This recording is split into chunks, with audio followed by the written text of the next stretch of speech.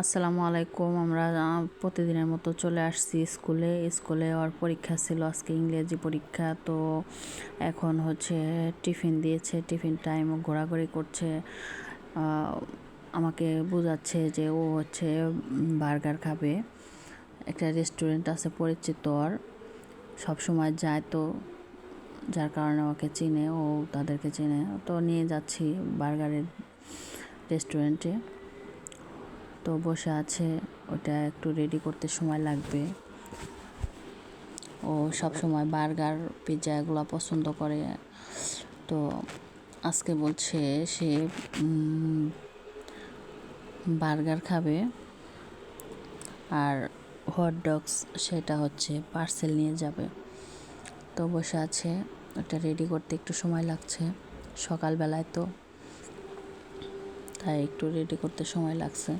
তো যাই হোক, নিয়ে আসলো। এখনও হচ্ছে গ্লাভস পরছে, গ্লাভস পরে বার্গারটা খাবে। এখন খাচ্ছে। ও কিন্তু বার্গার অনেক পছন্দ করে, যার কারণে ও মাঝে মাঝেই খায়। আর ওকে রেস্টুরেন্টের মালিককে অনেক পছন্দ করে, কারণ হচ্ছে রেগুলারই আসে, রেগুলার কাস্টমার তো বোঝেনি।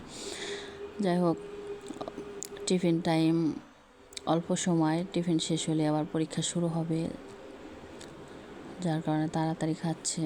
আর হচ্ছে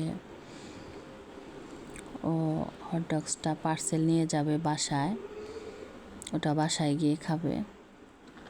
তো খাওয়া শেষের দিকে খাচ্ছে। ও যা যা পছন্দ করে সব সময় চেষ্টা করি সেগুলো খাওয়ানোর জন্য। ওর বলতে দেরি হয়, আমাদের দিতে দেরি হয় না।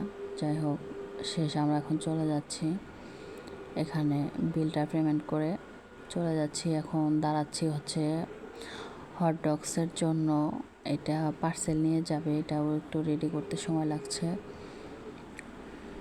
তো এটা নিয়ে হচ্ছে আমরা যাচ্ছি, বাসায় চলে যাব।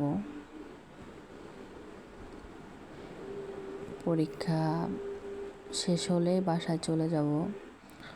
আবার বিকালবেলায় যেতে হবে শিল্পকলায়, ড্রয়িং ক্লাসে। সারাদিন ওকে নিয়ে আমার সময় কাটে, সারাদিন ওর সাথেই থাকি শিল্পকলায়। তারপরে হচ্ছে স্কুল, তারপরে হচ্ছে ব্লকের একটা ক্লাস আছে, সেখানে যেতে হয়। তারপরে হচ্ছে শিলি কাজ শেখে, সেখানেও যেতে হয়। তো এখন আমরা চলে যাচ্ছি বাসার দিকে। অনেক খুশি, ওর পছন্দের খাবার কিনে দিয়েছি, মাঝে মাঝেই দিই, যখনই বলে তখনই দিই, কারণ ও তো বলতে পারে না মুখে। যে কোনো কিছু বললে সাথে সাথে সেটা দেওয়ার চেষ্টা করি। আর ওর পিছে সব সময় দেই। ওর কিসে ভালো কিসে মন্দ সেগুলা বোঝার চেষ্টা করি।